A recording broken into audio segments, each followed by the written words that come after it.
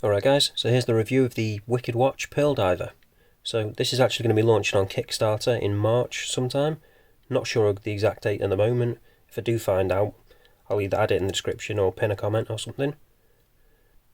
So this is actually a prototype, and I've only got it in for review. Got to send it on to the next reviewer, the usual, so that's why you're seeing the paid promotion. But as I say, this is a prototype, so due to that, there's going to be quite a few changes that I'm going to mention during the video. So let's get down into it. So first off, you see a couple of little extra bits here. So we've got the user manual, usual thing. We've also got a nice little tool here, which is actually a screwdriver, because this watch, the prototype version, has screw spring bars, but that's going to be getting changed on the final one. So I'm assuming this will be getting changed to a spring bar removal tool, I would have thought. But we have got a nice little touch on this. If I quickly just turn off the light, you can see that's not showing up all that well. Give it a quick blast.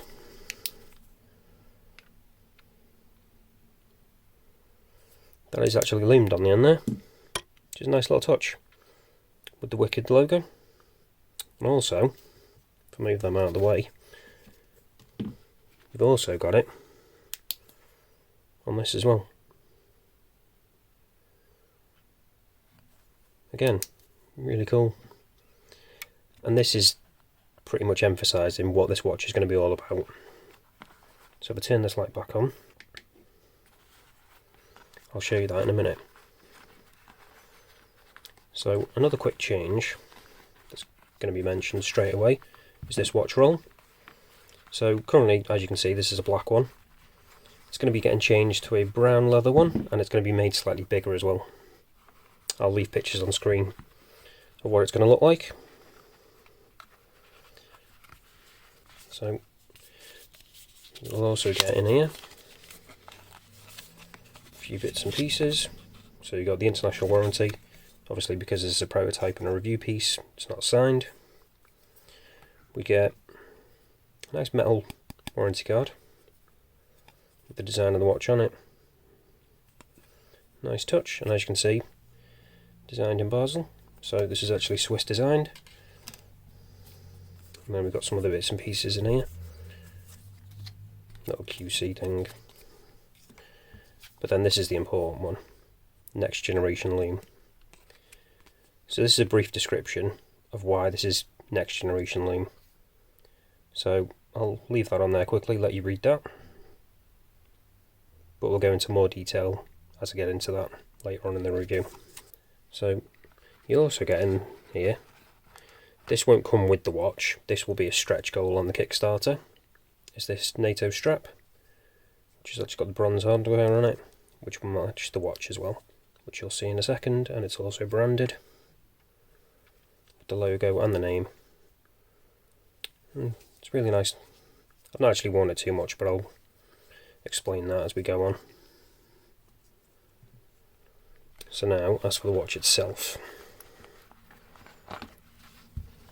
get all this out of the way. And here is the watch itself. So as you can see, it's a bronze watch, and we've actually got that forged carbon dial on this one. There will be a few different dial versions on this. I think it's 4 or 5, but I'll put that on screen now, let you see it, all the different ones you can get. But as for this one of the things I need to mention straight away, this is on a black strap at the moment, a leather one, but it will actually come with a brown one, as well as a fitted rubber one as well, which is a nice touch, because obviously with it being a diver, you do want to actually take it in the water, so obviously you don't want to be doing that with a leather strap. So it is nice that they give you both of them in the packet. So I'll quickly talk about this now actually. So the reason I haven't actually used the NATO strap is because of these little screws here. They're a little bit awkward to do, as you can see. It's those double-sided screws, which can be a bit awkward to do because you need 2 screwdrivers obviously. So I've not really messed around with that, to be honest, because I just can't be bothered. Plus I do actually quite like this strap it comes on. So as you can see, we've got a fairly simple case, no real detailing, but with it being a bronze one you don't really need that. You don't need any fancy brushing or polishing or anything, because as it ages it's going to get its own nice patina. So I do quite like they've kept it quite simple. Quickly zoom back out, and you can see we've got a signed crown there as well, with the logo. And then we've just got printed text on the dial, got the wicked at the top, and then the pearl diver at the bottom, and the fact that it's 200 metre diver. With this text on the dial, this will actually be changing on the final production version as well. It's actually going to be white, so it stands out a bit better. And if I can, I'll get some pictures and put them on screen now and let you see them. So with these hands as well, they're going to get changed also. They're going to look a lot better, be a lot better finished, not going to look as rough, so that's also a nice change. Also with this date window, it's currently white, but that's going to be getting changed to black with white text. Again, nice change. So any issues that have really popped up while I've been trying this out and wearing it, all seem to be getting changed so far.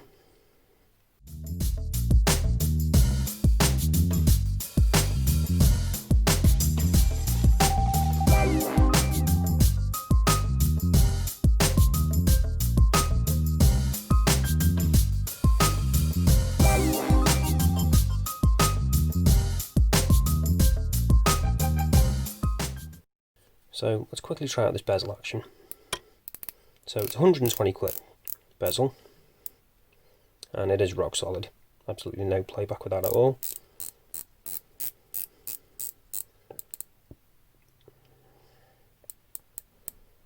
And that is actually lumed as well, but I'll show you that when we do the lume shine a bit. So quickly flicking it over, we've got quite a nice design on the back here, but you can't really see it all that well at the moment because this radial brushing, which is actually going to get changed to sandblasted apparently. Again, another change. And the design on it and the text will also be engraved instead of just laser etched, so they'll stand out a bit better. So let's see if I can zoom in and get this to look a bit better. There we go. So we're saying it's got sapphire crystal, got the number, because there's only going to be 500 of each dial version produced, so slightly limited edition. The fact that it's Wicked Watch Company, and then the fact that we've got bronze as well, and the NH35. So something else just to be aware of. So let's test that now, whether we get sapphire crystal on this. Using the trusty diamond selector tool. So as you can see, yep, we have got sapphire crystal. So they weren't lying there, which is always good. So now, the real reason you're probably going to want to get this watch. Let's try out this lume. So as you can see, that is really good lume already. I'm going to just change that. Can't have it not lined up. My OCD will go nuts. That's better. So as you can see, the lume on this is really good already. So the reason for this is, as you saw in the paperwork before, this is actually using Lumecast. So the way this works, instead of just applying lume to the dial or to the indices, they actually cast the lume whilst they're making the dial. So it's actually inlaid into the dial in solid pieces as opposed to being painted on. So if I give it a quick charge, you can see exactly what we're working with. I probably haven't explained that very well, so I'll put some information on screen explaining it a bit better. But you can see the results. And I'll also, because we've also got it on the crown as well, which is a nice touch. And I think we have it on here as well. Yeah, so we've got that lumed as well. So they've gone all out with the lume on this. And it really is great, as you can see. This Lumecast, it really is next generation lume. It is absolutely fantastic. I haven't got anything that just comes close to this, to be honest. I've got some watches that got a really good lume, but this really is next generation, next level. So they're not lying when they say that. And it just stays like this for a really long time. It's absolutely fantastic. So I think you can actually have 2 different versions of Lume at this. Obviously this is like a BGW9 because you've got the ice blue, but then you can also have it with C3 as well, I think. I think they give you the option. And I think you can actually mix and match between the bezel and the dial. I could be wrong there, but I think you can. So it really is fantastic Lume. So now let's quickly get onto the measurements.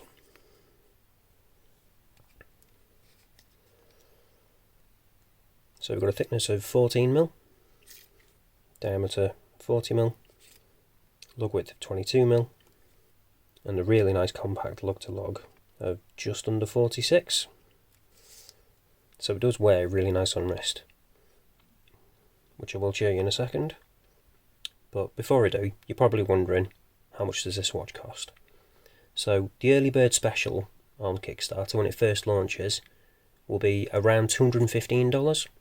That'll be for the NH35, but they will also be offering an option to have a STP-111, which is actually a high beat Swiss movement, and that'll be for around, I think it's about $320. So obviously quite a big difference in price, but they're both early bird prices as well.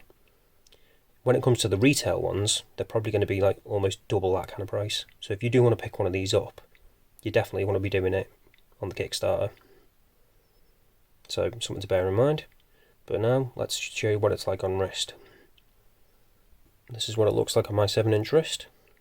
And I do really like this forged carbon dial. I just love the way it plays with the light. If you do go for the forged carbon one, they're all going to be unique as well. So again, just adds to the uniqueness of the watch. That combined with the bronze and that fantastic Lume, I think it is a really good deal. Really nice package overall. Like I say, there's going to be quite a few changes, and I just think they're all improvements. Anything that you would have had an issue with, like that date window, or the fact that the text is a little bit difficult to see on this forged carbon one, things like that, they're all going to be changed, they're all going to be addressed in the final production version. So that's pretty much it for this one, guys.